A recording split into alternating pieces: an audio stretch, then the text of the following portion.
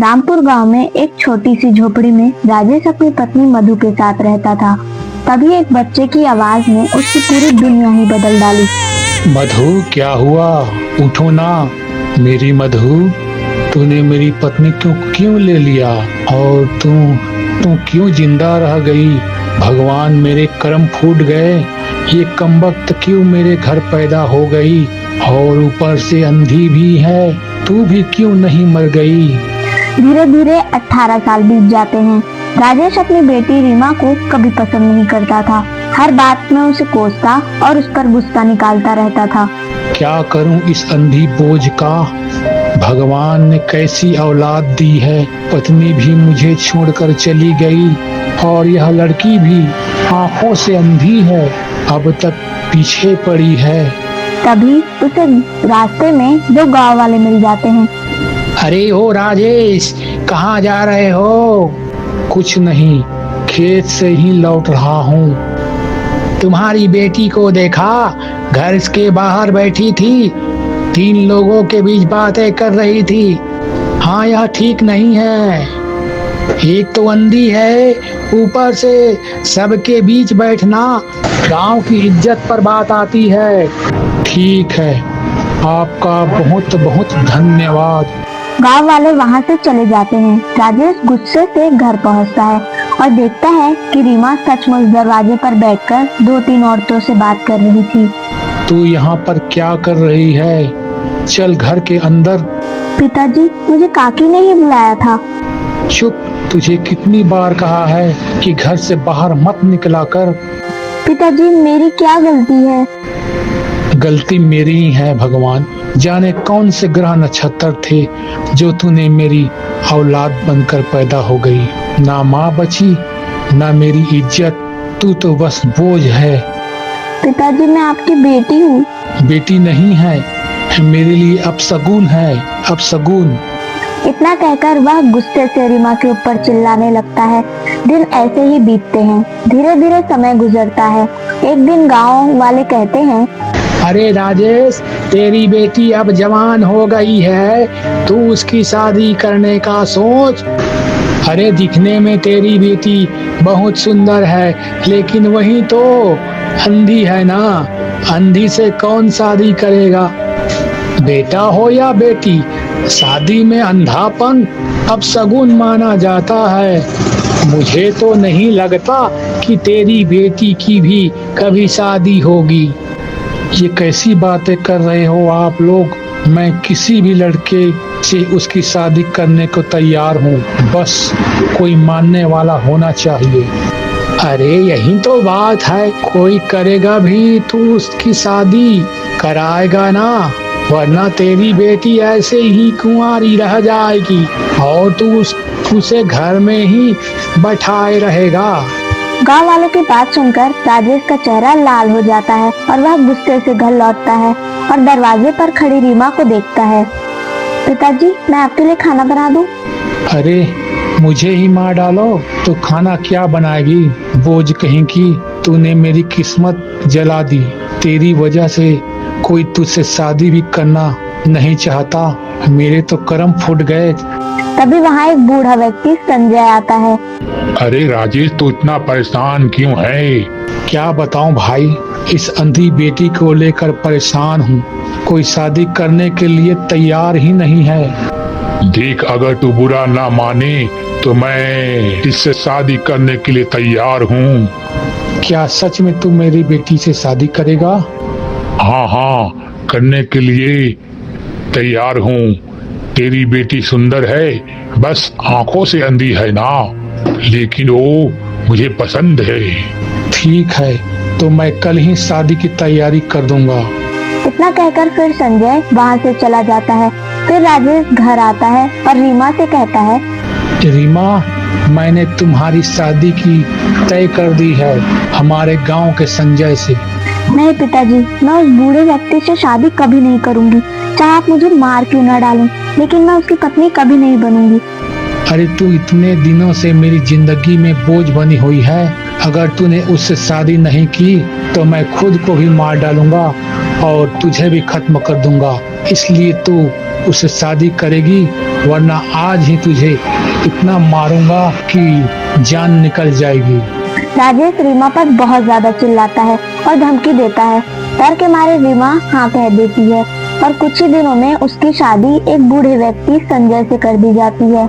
शादी के बाद रीमा मन ही मन सोचती है, शायद जो दुख तकलीफ मैंने अपने पिता के घर पे झेली है अब खत्म हो जाए। शायद मेरे पति मुझे इज्जत और प्यार दे जो कभी मुझे नहीं मिला। लेकिन शादी के कुछ ही दिन बाद संजय का असली चेहरा सामने आ जाता है। अरे कब तक ऐसी बैठे रहोगी? जा कहीं से चोरी करके ला, भीख मांग कर खा ले और मुझे भी खिला। ये आप क्या कह रहे हैं? मैं चोरी कैसे कर सकती हूँ? क्यों नहीं कर सकती?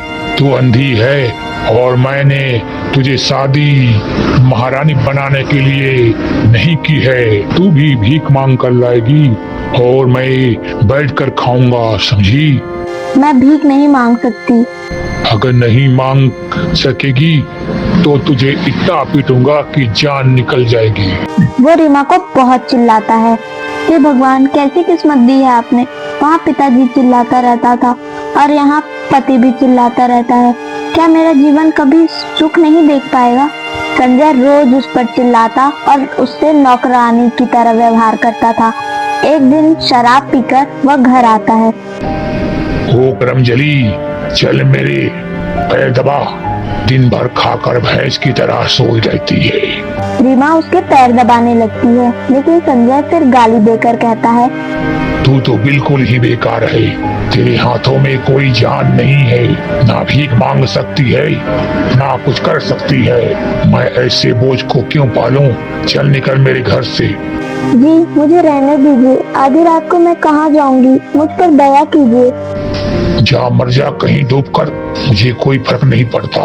बस मैं तुझ जैसे बोझ को और नहीं पाल सकता। निकल जा यहाँ से। ऐसा मत कहिए, भगवान के लिए मुझ पर तरस खाइए। मैं कहाँ जाऊंगी? इतना कहकर वह रीमा को घर से निकाल देता है। रीमा दरवाजे पर बैठी रोती रहती है और सुबह होने पर अपने पिता के पास पहुँच जाती है। तू मेरे घर कैसे आ गई? चल निकल यहाँ से। अपने पति के पास जा। तू उसका घर छोड़कर क्यों आ गई? पिताजी, उसे मुझे घर से निकाल दिया। मैं कहाँ जाऊँ? किसी को नहीं जानती, ना पहचानती हूँ, इसलिए आपके पास आई हूँ। आप ऐसा मत कीजिए। अरे तुझे मैंने जैसे तैसे पीछा छुड़ाया था, अब तुझे कहाँ रखूंगा? चल जा यहाँ से, निकल। मेरे फिर से कर्म नहीं फूटे हैं जो तुम जैसे को फिर से अपने घर में शरण दे दूंगा। राजेश घर के अंदर चला जाता है। रीमा घर के बाहर रोती जाती है और औरतें उसका मजाक उड़ाने लगती है। अरे देखो बहन, कैसी किस्मत लेकर आई है बेचारी। ना तो जन्म देने वाले बाप ने अपनाया और ना ही जिसके साथ 7 जन्मों का साथ निभाने का वचन लिया था उस पति ने भी अपनाया नहीं। जिंदगी भर ठोकर खाती रहती है ये। हाँ बिल्कुल सही कह रही हो। भगवान ऐसी किस्मत किसी दुश्मन को भी ना दे, और जब अपने ही कर्मों से ठुकरा दी जाए तब उसके लिए जीना किसी सजा से कम नहीं होता। रीमा चुपचाप सुनती रहती है और वहीं बैठकर रोती रहती है। कुछ दिनों बाद वह मंदिर की सीढ़ियों पर जाकर बैठ जाती है। पुजारी जी, मुझे कुछ खाने के लिए दे दीजिए। कई दिनों से मैं ऐसी भूखी घूम रही हूँ। जा उधर जाकर बैठ जा, वहीं कोई तुझे प्रसाद दे देगा। रीमा लाचार होकर मंदिर की सीढ़ियों पर भीख मांगने लगती है। गांव वाले उसे प्रसाद देते हैं, लेकिन हर कोई ताना भी मारता है। यही तो किस्मत है, भीख मांग कर ही जीना होगा। अरे ये अंधी मंदिर की सीढ़ियां पर क्यों बैठी है? इसे यहाँ रहना ही नहीं चाहिए। यह बहुत बड़ा अपशगुन है। अगर यह मंदिर में रहेगी तो भगवान भी नाराज हो जाएंगे। चलो बस चलो, सब मिलकर इसे मंदिर से निकाल देते हैं। भगवान के लिए मुझे छोड़ दो। मैं कहाँ जाऊँ? मेरा घर नहीं है, कोई अपना नहीं है। आप सब मुझ पर दया करो। भगवान के लिए मुझे यही रहने दो। देख, 2 दिन का वक्त देता हूँ, खुद से मंदिर छोड़कर चली जा, वरना तीसरे दिन हम मार कर तुझे यहाँ से निकाल देंगे। सभी गांव वाले चले जाते हैं। रीमा सीढ़ियों पर बैठकर फूट फूट कर रोने लगती है। हे भगवान, मेरी क्या गलती है? किसी का क्या बिगाड़ा है? अब पेट पालने के लिए भी आपके मंदिर में बैठकर प्रसाद मांगती हूँ, तो उसमें भी गांव वालों को दिक्कत होती है। क्या यह मेरी किस्मत है या मेरा भाग्य? यह कौन सा पाप किया था जिसकी इतनी भयंकर सजा मुझे दे रहे हो? ऐसे ही 2 दिन बीत जाते हैं और तीसरे दिन गांव वाले सचमुच धक्के मारकर उसे गांव से बाहर निकाल देते हैं। वो रोती हुई जंगल की ओर चली जाती है।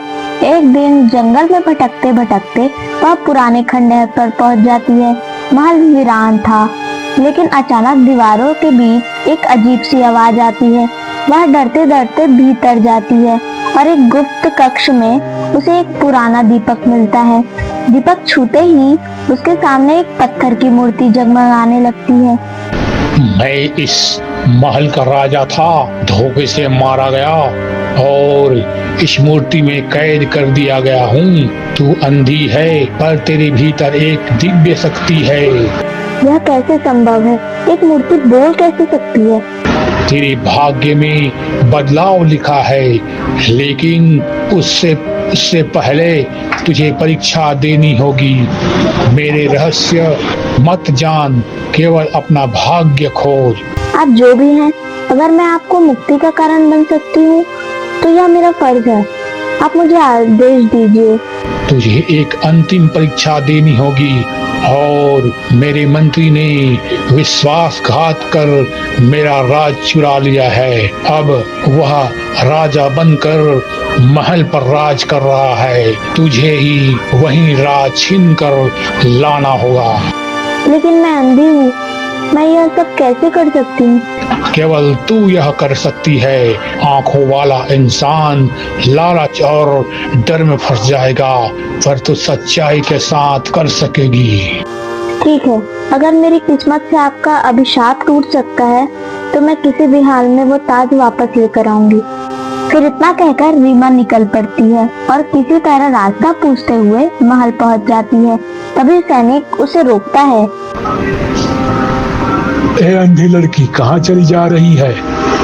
वापस लौट जाओ, यहाँ भीख मांगने की जगह नहीं है। कहीं अलग जाकर भीख मांग। चल यहाँ से, निकल जा यहाँ से। मुझे महाराज से मिलना है, वे प्रतापी हैं। मैं उनके चरण छूकर आशीर्वाद लेना चाहती हूँ, क्योंकि उनके जैसा ज्ञानी व्यक्ति मैंने अपने जीवन में कहीं नहीं देखा। ये कैसी पागल औरत है महाराज, इतना समय किसी को क्यों देंगी? अच्छा ठीक है, तुम थोड़ी देर तक इंतजार करो, मैं महाराज से पूछकर आता हूँ। इतना कहकर सैनिक अंदर चला जाता है। महाराज, बाहर एक अंधी लड़की आई है। वो कहती है कि आपके चरण छूकर आशीर्वाद लेना चाहती है और आपकी सेवा करनी चाहती है। यह तो अच्छी बात है ना। कोई मेरी सेवा करना चाहता है तो उसे अंदर बुला लो। गेट पर ही क्यों खड़ा कर दिया? आखिर कोई तो है जिसे मेरी कीमत का एहसास है। माफ कीजिएगा महाराज, मैं अभी उसे अंदर लेकर आता हूँ। इतना कहकर सैनिक बाहर आते हैं। ये लड़की जाओ, महाराज ने तुम्हें महल में बुलाया है, लेकिन हाँ, कोई होशियारी मत करना, वरना काल कोठरी में महाराज डाल देंगे तुम्हें।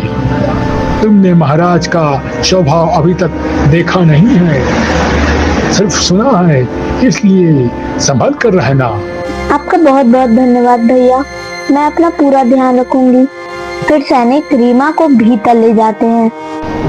महाराज, महाराज यही है वो लड़की जो आपसे मिलना चाहती है। ए, तुम कितनी सुंदर हो और नेक दिल रखती हो। बताओ, क्यों मेरी सेवा करना चाहती हो? महाराज, मैं अंधी हूँ। मेरे पिता और पति मुझे घर से निकाल दिया।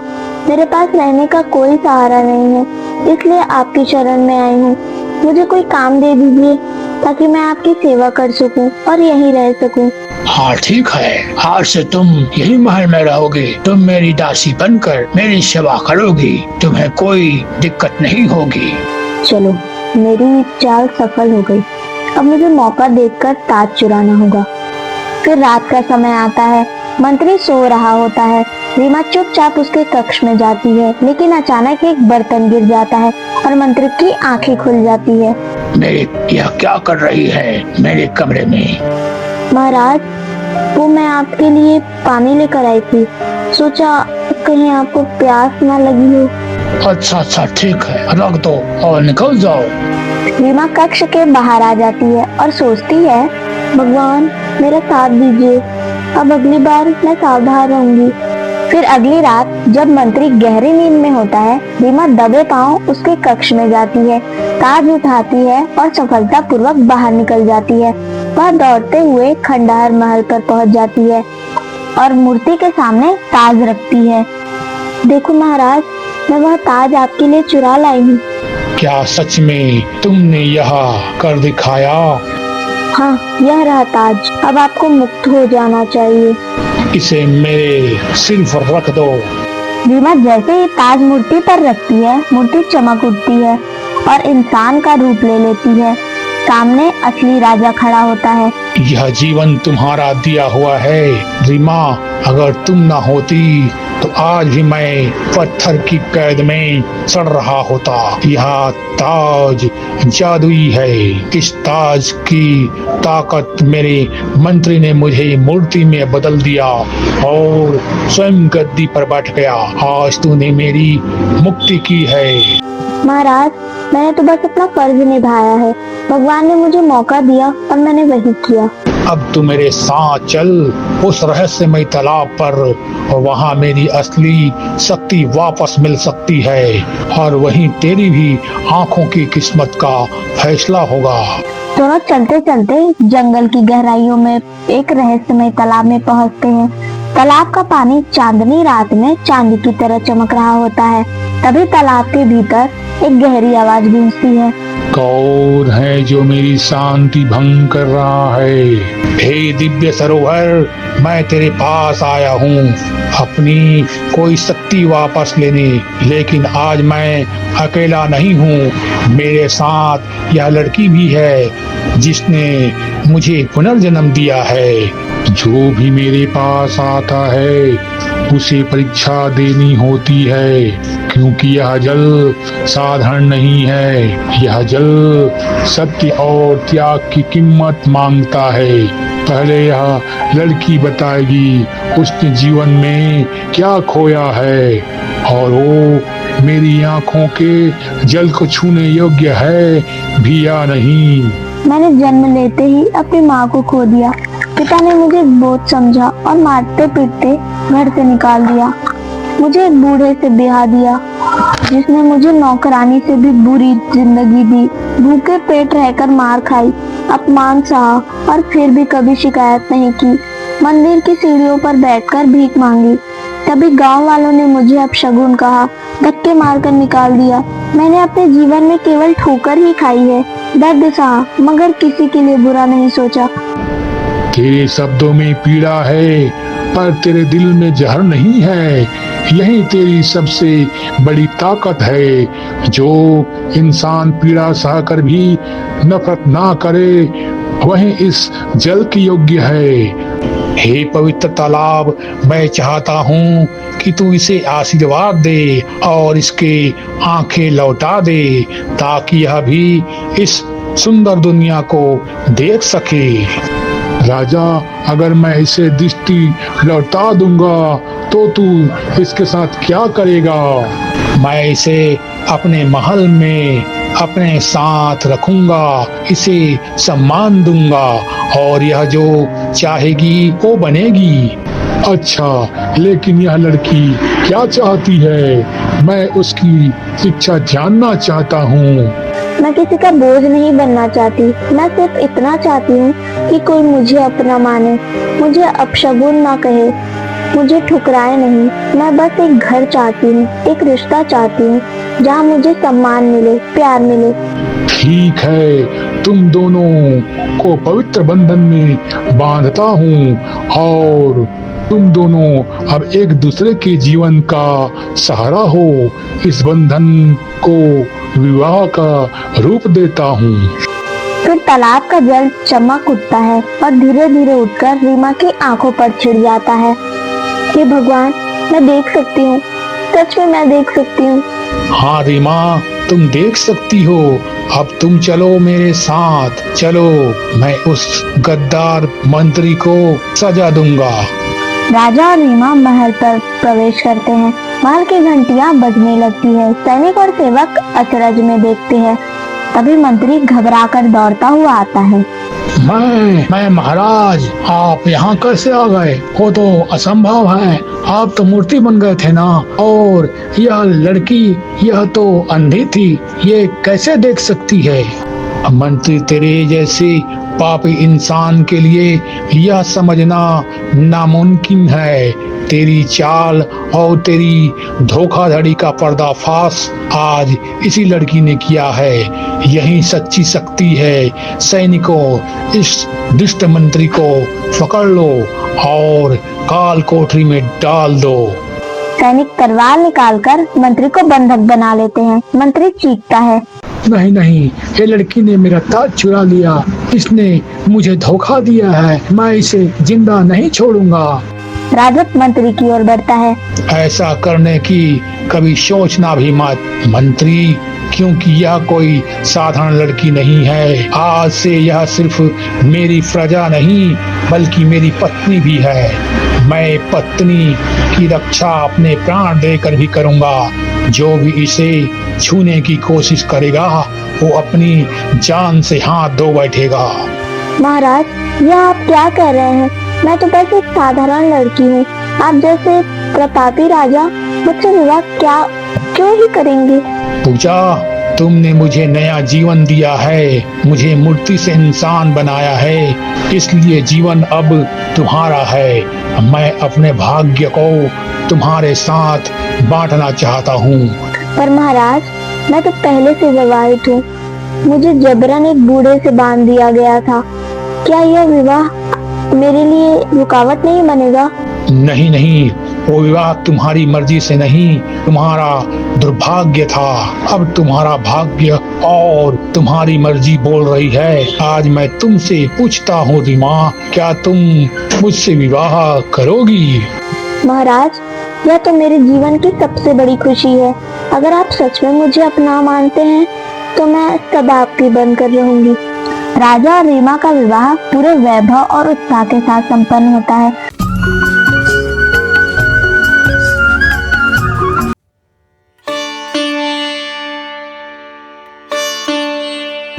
अरे ओ भैया हरीश, देख भाई, मुझको कोई मतलब नहीं है।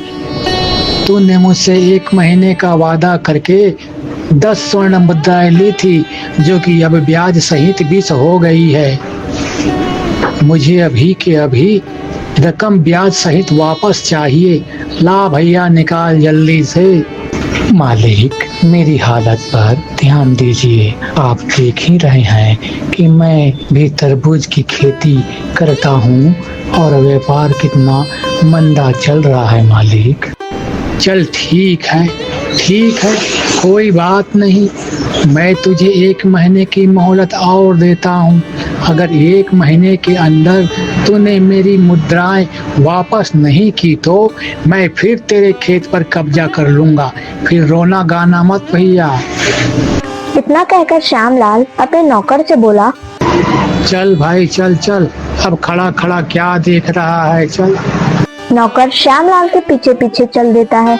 हवेली के नजदीक पहुंचकर श्यामलाल का नौकर राजू, जो कि स्वभाव से सरल और समझदार था, श्यामलाल से बोला, शेर जी, आपको ऐसा नहीं लगता कि आप ब्याज को ज्यादा ही लगा रहे हैं? अरे मूर्ख राजू, ऐसा लगता है मैंने वास्तव में जानबूझकर ब्याज ज्यादा लगाई है ताकि उसके तरबूज के खेत पर कब्जा कर सकूं।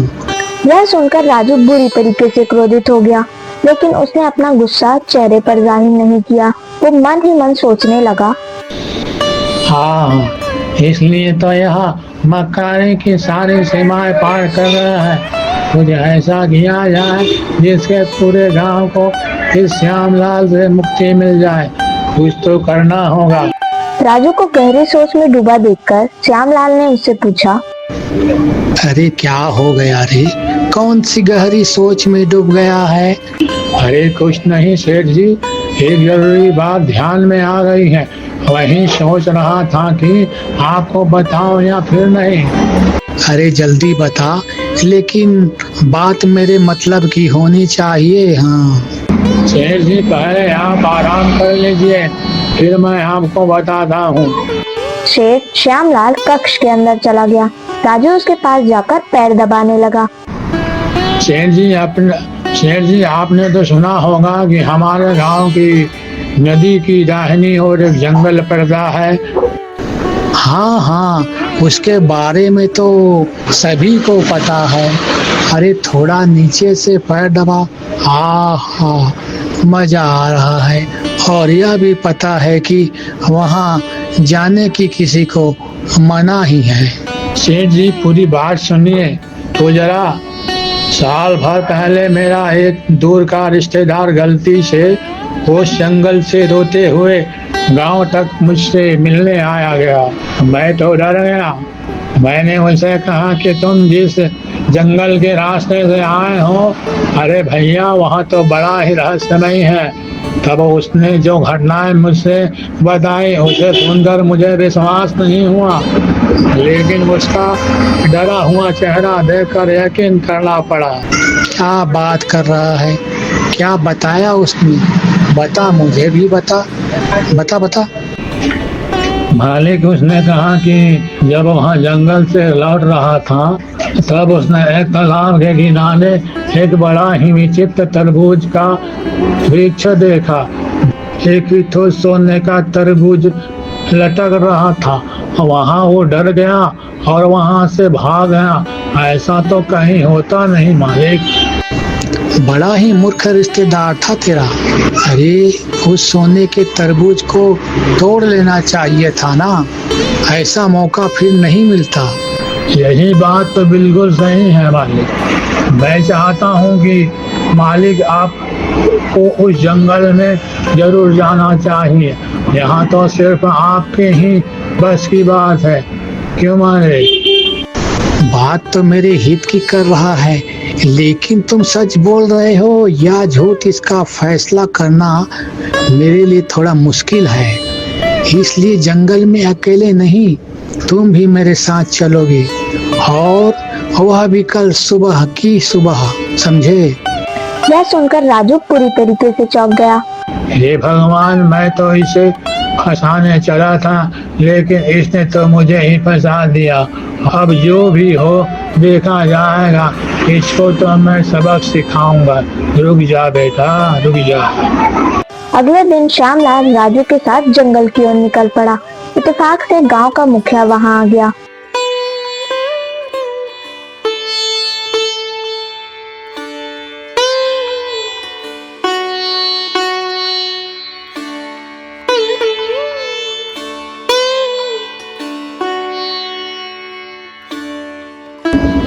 राम राम।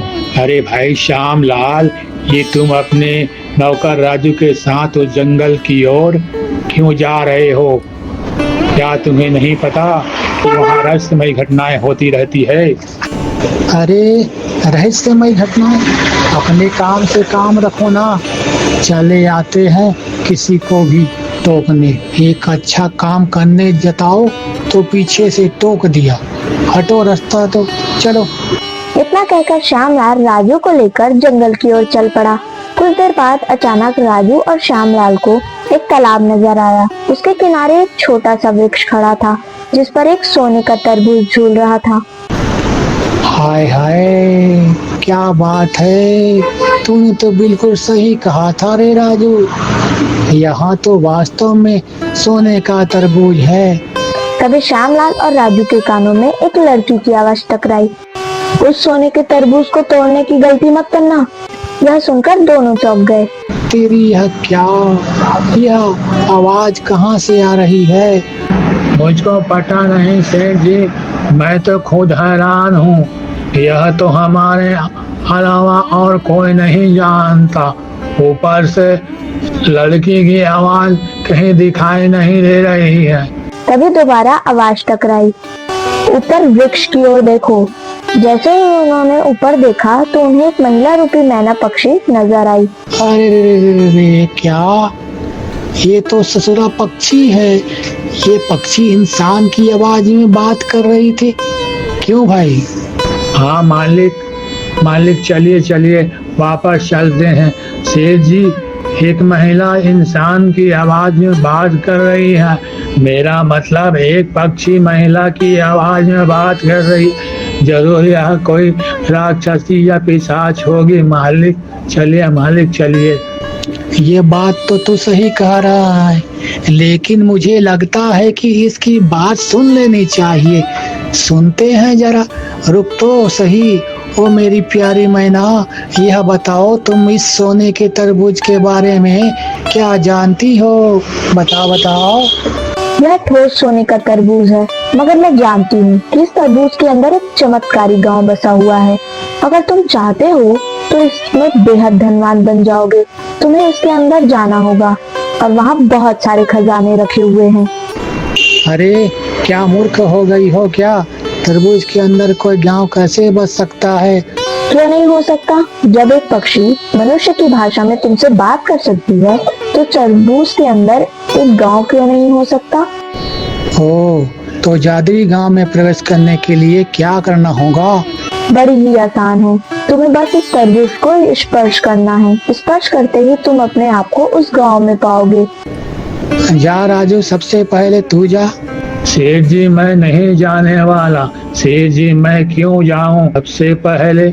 अरे देख राजू, मैं चाहता हूं कि तरबूज के अंदर गांव में प्रवेश कर और वहां से ढेर सारे हीरे मोती और खजाना लेकर बाहर आ जा।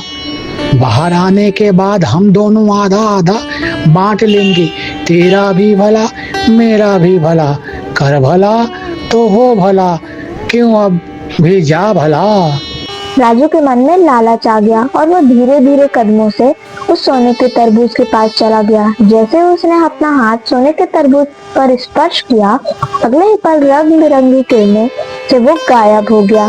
कुछ ही देर में राजू अपने आप को एक बड़े ही विचित्र गांव में पाया, जहाँ चारों ओर सन्नाटा बरसा हुआ था। तभी उसकी नजर सामने एक बड़े हीरे मोती के ढेर पर पड़ी।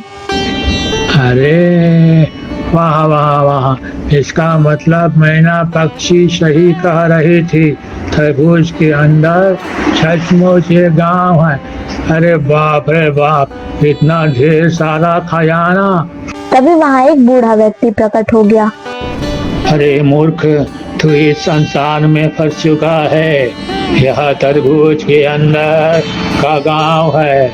यहाँ एक बार जो आ गया वो वापस कभी वापस नहीं जा पाता।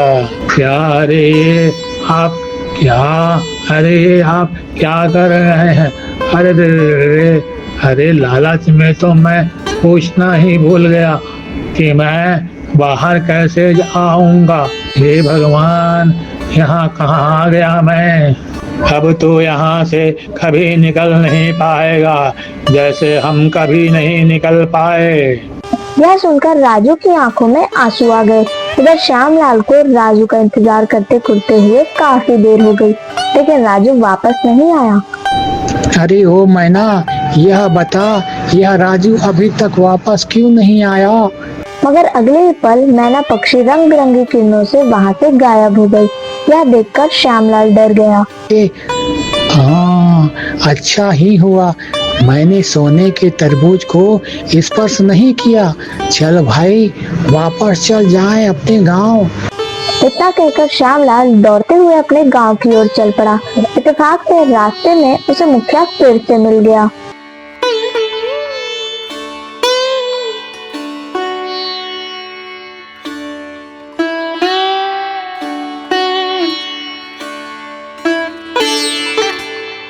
राम राम श्यामलाल। अरे भैया ये बताओ, तुम्हारे साथ तो तुम्हारा नौकर भी गया था, क्या वो वापस नहीं आया? अरे देख मुखिया, कितनी बार तुझसे कहा है, तू गांव का मुखिया है, गांव में मुखियागिरी दिखाया कर। मेरे साथ कौन गया कौन नहीं गया इसका जवाब देना मैं जरूरी नहीं समझता। आओ तो टोकेगा। अरे टोकू राम, हट जा मेरे रास्ते से, दफा हो जा यहाँ से। जब नहीं तब पीछे से राम राम। इतना कहकर श्यामलाल उसे धक्का देता है और वहाँ से चला जाता है। मुखिया चुपचाप अपने घर आ पहुंचा।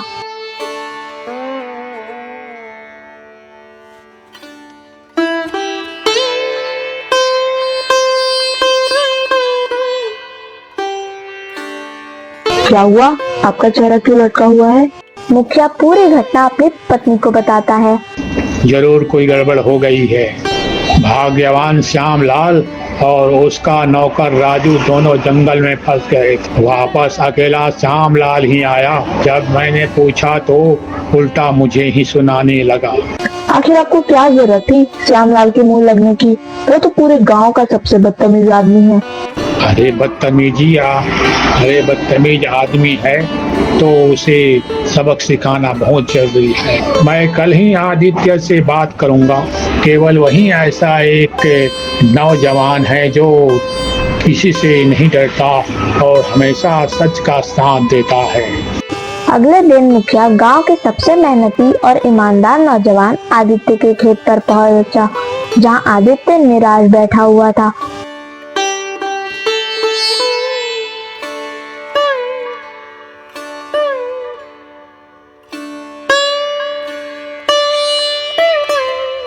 आदित्य, अरे भैया राम राम। देखो भैया, तुम्हारे चेहरे पर तो कभी निराश छाई नहीं रहती है। यह आज फिर उदासी कैसी? मुखिया जी क्या कहूँ, रात भर में ही सारी फसल सूख गई, सब बर्बाद हो गया, कुछ नहीं बचा। यह सुनकर मुखिया चौंक गया। हाँ, यह तो तुम बिल्कुल सही कह रहे हो। अचानक से फसल कैसे सूख सकती है भला? तभी वहां एक किसान दौड़ते हुए आया।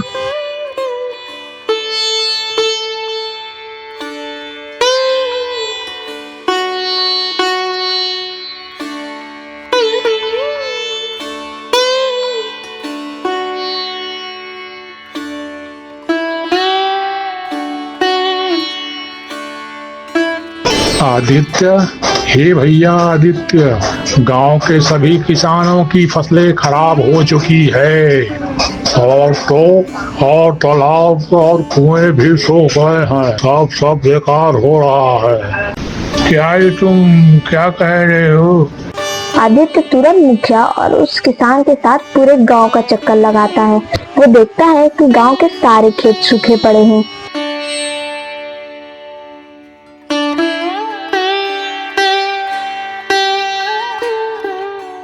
बाप रे बाप, मुखिया जी ये तो बहुत ही विचित्र घटनाएं हैं।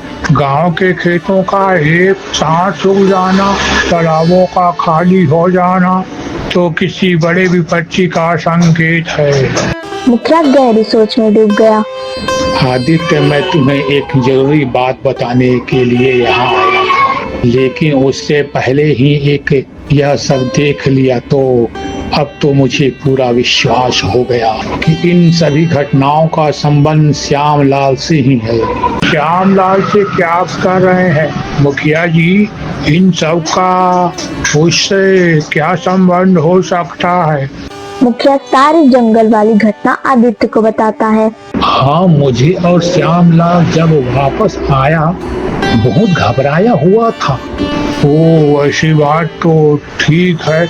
मैं कल ही श्यामलाल से जरूर बात करूंगा। आदित्य, यह समय श्यामलाल से बात करने का नहीं है। यह समय मुसीबत से निकलने का है। ये लगता है कि अब किसी साधु, तांत्रिक या तपस्वी से मिलना चाहिए। वहीं सभी घटनाओं का सही कारण बता सकती है। हाँ, वो तो ठीक। मैं साधु महाराज को जानता हूँ। वो यहाँ से कुछ दूरी पर एक सुरक्षित पीपल के नीचे हमेशा तपस्या में लीन रहते हैं। चलो उन्हीं से मिलते हैं। इतना कहकर आदित्य घर लौट गया, लेकिन घर का दृश्य देखकर वो बुरी तरीके से चौंक गया। आदित्य की इकलौती बहन आरती बेहोश पड़ी हुई थी। आदित्य तुरंत उसके पास चला गया। अरे अरे अंजलि, हे अंजलि, तो तुमको क्या हो गया अंजलि? अंजलि ने धीरे धीरे आंखें खोली और जोर से खांसने लगी। अरे बाप रे बाप, तुमको तो बहुत तेज बुखार भी है और अचानक से खांसी। हे बहना अंजलि, बेहोश कैसे हो गई? पता नहीं भैया, अचानक से चक्कर आया, फिर खांसी होने लगी और मैं बेहोश हो गई। अब शरीर बहुत ज्यादा दुख रहा है। आदित्य तुरंत अंजलि को वैद्य के पास लेकर गया। भाई आदित्य, मैंने इसकी जांच कर ली है और इसे एक विचित्र बीमारी हो गई है जिसका इलाज संभव नहीं है। क्या रे, आप क्या कर रहे हैं?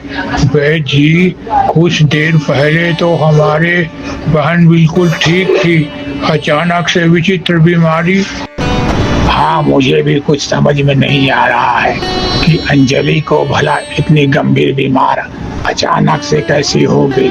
यह बीमारी अब ठीक नहीं हो सकती, इसे तो अब चमत्कार ही बचा सकता है। माफ करना भाई, माफ करना। आदित्य आंखों में आंसू लिए अपनी बहन को लेकर घर लौटता है। घर पहुंचते ही आदित्य रोने लगा। आखिर हमारे गांव को एक ऐसी नजर लग गई है। तभी वहां मुखिया आ गया।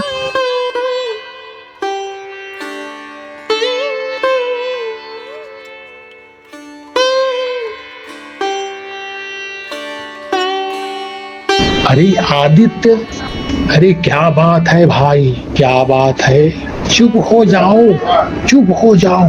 मैंने तुम्हें अंजलि को वैद्य के पास जाते देखा था, क्या हो गया? उसकी नजर बेहोश पड़ी अंजलि पर। अरे आदित्य, अंजलि को क्या हो गया? क्या हो गया? क्या बात है? आदित्य रोते हुए सारी घटना बताता है। मैं कहता हूँ हमें अभी देर नहीं करनी चाहिए। आदित्य, गांव की फसलें सुखाना, तुम्हारी बहन का अचानक बीमार होना, यह सब यूं ही नहीं हो सकता। चलो, हमें साधु महाराज के पास चलना चाहिए, चलो। लेकिन साधु महाराज के पास जाने से पहले श्यामलाल से मिलना चाहता। मैं उससे पूछूंगा कि आखिर उसने उस रहस्यमय जंगल में ऐसा क्या किया जिसकी वजह से यह सारी मुसीबतें हम पर टूट पड़ी। आदित्य मुखिया को लेकर श्यामलाल की हवेली पर पहुंचा। वहाँ श्यामलाल सिर पकड़े हुए बैठा था।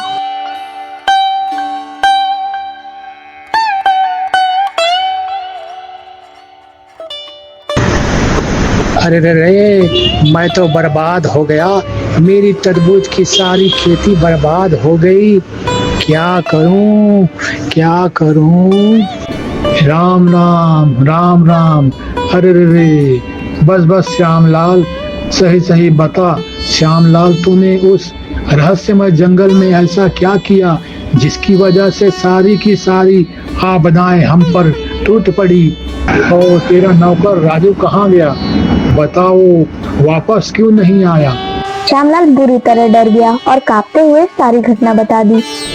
अचानक से मैना पक्षी भी गायब हो गई, राजू वापस नहीं आया। मैं सही बताऊं तो मैं डर की वजह से लौट आया। मैं क्या करता?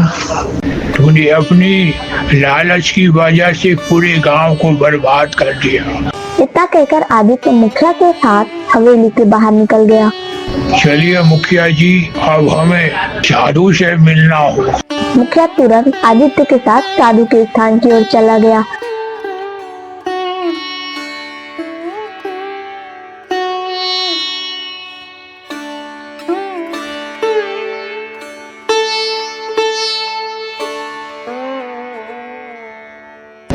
कुछ बातें मनुष्य के हाथ में नहीं होती, कुछ घटनाएं नीति द्वारा पूर्व निर्धारित होती है। नीति के लिए लिखे कोई नहीं टाल सकता। आप कहना क्या चाह रहे हैं, समझ नहीं आया। बस यह समझ लो कि नियति को तुम्हारे खास तौर पर से उस जंगल में बुलाना। अब तुम्हें उस जंगल के उसी तालाब के किनारे जाना होगा और फिर उस सोने की तरबूज के अंदर उस गांव में प्रवेश करना होगा जहां तुम्हारी परीक्षा तुम्हारा इंतजार कर रही है। साधु महाराज भला कैसी परीक्षा? इतना कहकर साधु ने अपनी आंखें बंद कर ली। आदित्य मुखिया की ओर देखने लगा। नहीं मुखिया जी, नहीं, मेरी नियति है तो मैं अकेले ही जाऊंगा। आप गांव जाइए, मैं अब घर नहीं जाऊंगा, और जब तक मैं ना लौटूं तो कृपा करके मेरी बहन का ख्याल रखिएगा। आदित्य उठकर जंगल की ओर रवाना हो गया और मुखिया गांव की ओर लौट गया। कुछ देर बाद आदित्य रहस्यमय तालाब के सामने खड़ा था। तालाब के किनारे एक छोटा सा वृक्ष था जिसमें सोने का तरबूज लटक रहा था। तभी वह मैना पक्षी उड़ती हुई आ गई। देख क्या रहे हो? तुम इस तरबूज को हासिल करना चाहते हो? नहीं, मैं इस तरबूज को हासिल नहीं करना चाहता। मुझे सोने चांदी का कोई लालच। मैं तो केवल अपने गांव वासियों को मुसीबत से मुक्त करने और अपनी बहन की बीमारी का इलाज ढूंढने यहाँ तक आया हूँ। मुझे यह बताओ कि तरबूज के अंदर कैसे जाया जा सकता है? तुम पहले मनुष्य हो जिसके मन में दूसरों के प्रति प्रेम है और भलाई, और अक्सर ऐसे मनुष्य को परीक्षा से गुजरना पड़ता है। इस सोने के तरबूज को स्पर्श करो। आदित्य बिना देरी किए हुए सोने के तरबूज के पास गया। जैसे ही उसने सोने के तरबूज को स्पर्श किया, अगले ही पल वो रंग बिरंगी किरणों के साथ वो तरबूज के अंदर समा गया। कुछ क्षण बाद आदित्य ने अपने आप को एक विचित्र गांव में पाया, जहां सामने बेशकीमती हीरे मोतियों का ढेर लगा हुआ था।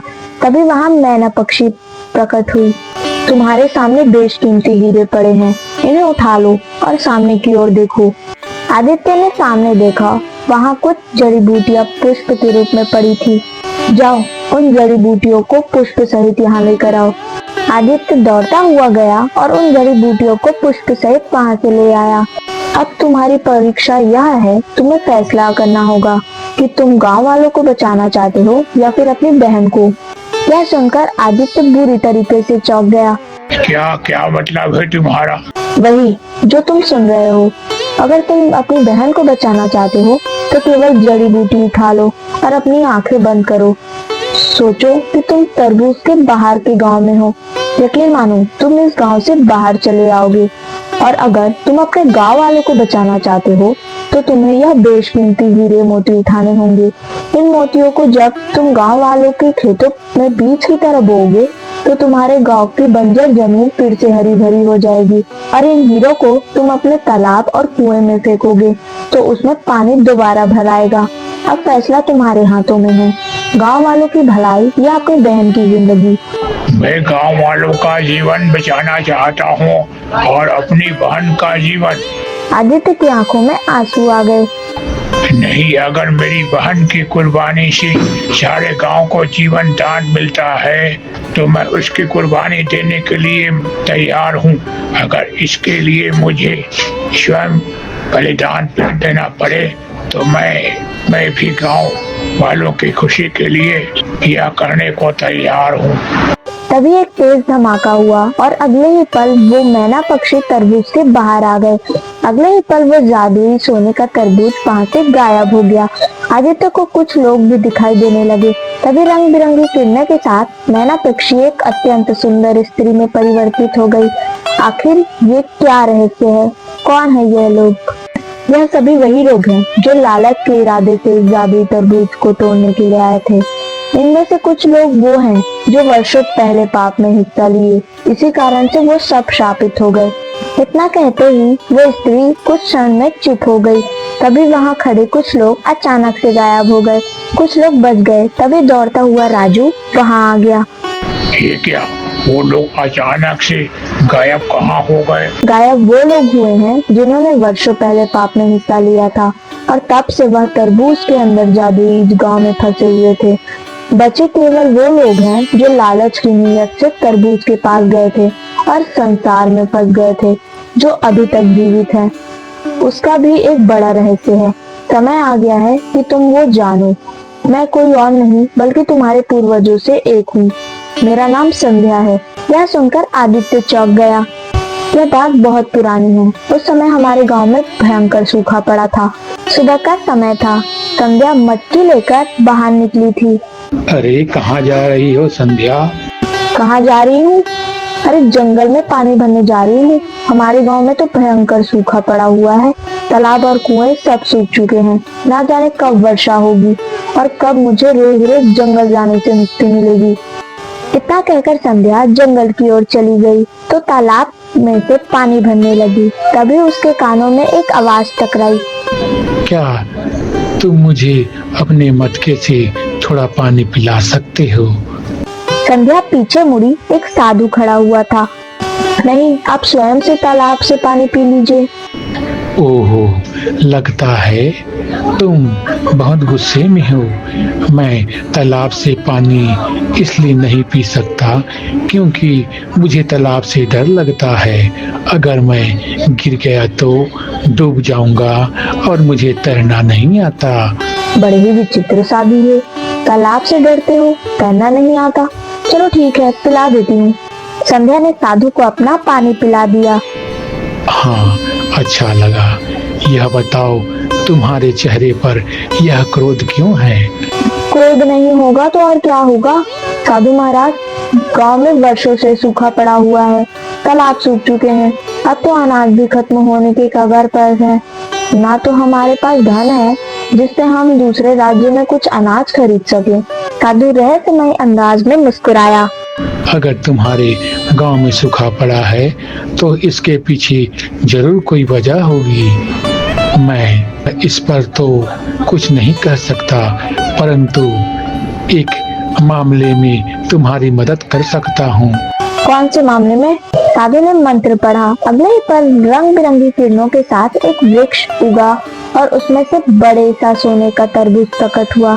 साधु ने तरबूज के नीचे हाथ रखा। अगले ही पल तरबूज के अंदर से स्वर्ण मुद्राएं निकल आई। साधु ने वो मुद्राएं संध्या को दे दी। यह तुम्हारे उस पुण्य का प्रतिफल है जो तुमने मुझे पानी पिलाकर कमाया है। सोने के तरबूज के अंदर से स्वर्ण मुद्राएं? क्या यह सच है या कोई माया? मैं जो मंत्र पढ़ा वो वर्षों की तपस्या से सिद्ध किया गया है। इस सोने के तरबूज के अंदर से ही मोती, चांदी सब कुछ निकल सकता है। साधु ने फिर हाथ रखा और हीरे मोती चांदी निकलने लगे। साधु महाराज, मुझे भी दीजिए ना। नहीं नहीं, तुम्हें जितनी आवश्यकता थी मैंने दे दिया। याद रखना, अगर लालच की नियति से तो इस तरबूज को स्पर्श किया गया तो स्पर्श करने वाला श्रापित हो जाएगा और हमेशा के लिए तरबूज के अंदर कैद हो जाएगा। क्या कह रहे हैं आप? तरबूज के अंदर कैद हो जाएगा? हाँ, इस तरबूज के अंदर एक जादुई गांव है जो खजानों से भरा हुआ है। अब तुम जा सकती हो। संध्या चुपचाप वहाँ से लौट गई। उसने सारी घटना अपने पति को बताई। संध्या का पति यह सुनकर लालच में आ गया। अरे वहाँ अगर हमें वो सोने का तरबूज मिल गया है तो हमारे बच्चे जीवन भर ऐश करेंगे। सही कह रहे हो। एक काम करते हैं, गांव के कुछ मित्रों को साथ लेकर चलते हैं और उस साधु को तालाब में धक्का दे देते हैं। फिर उस तरबूज के वृक्ष को तोड़ लेते हैं। संध्या का पति तैयार हो गया। वो कुछ गांव वालों को लेकर जंगल में पहुंचा। जंगल में इतने सारे लोगों को देखकर साधु चौंक उठा। इतनी रात गए तुम गांव वालों के साथ यहाँ क्या कर रही हो? इस तरबूज को यहाँ तो सीधा हमें दे दो, नहीं तो हम छीन लेंगे। मूर्ख हो गई हो क्या? तुम ऐसा सोचना भी मत। संध्या ने साधु को तालाब में धक्का दे दिया। साधु डूबने लगा। संध्या ने शोर मचाया, जल्दी से तरबूज को तोड़ लो। जैसे ही सभी ने तरबूज को स्पर्श किया, अगले ही पल रंग बिरंगी किरणों के साथ वो सब गायब हो गए और संध्या एक मैना पक्षी में परिवर्तित हो गई। डूबते हुए साधु ने कहा, मुझे क्षमा कर दो साधु महाराज, मुझे अपनी गलती का एहसास है। गलती मेरी थी। मुझे तुम्हारे सामने अपनी शक्ति का प्रदर्शन करना ही नहीं चाहिए था। अब तुम्हें एक सजा मिलती है। अब से जो कोई भी इस तरबूज के पास आएगा वो तुम हमेशा मैना पक्षी यही डराती रहेगी, उसे देखोगी और भविष्य में तुम्हारे ही वंश से कोई युवक आएगा जिसका मन लालच से मुक्त होगा। अगर वो युवक परीक्षा में सफल हुआ तो तुम सब श्राप से मुक्त हो जाओगे। इतना कहकर साधु पूरी तरीके से डूब गया। यह सुनकर आदित्य चौंक गया और उस दिन के बाद मैं अपना पक्षी के रूप में आ गई और यहीं फंसी रह गई। लेकिन अब मेरा मुक्ति का समय आ गया है। इतना कहकर संध्या रंग बिरंगी किरणों में समा गई और गायब हो गई। आदित्य राजू को लेकर गांव वापस आ गया। गांव में उसने देखा कि खेत फिर से हरे भरे हो चुके थे। कुएं तालाब पानी से भर चुके थे।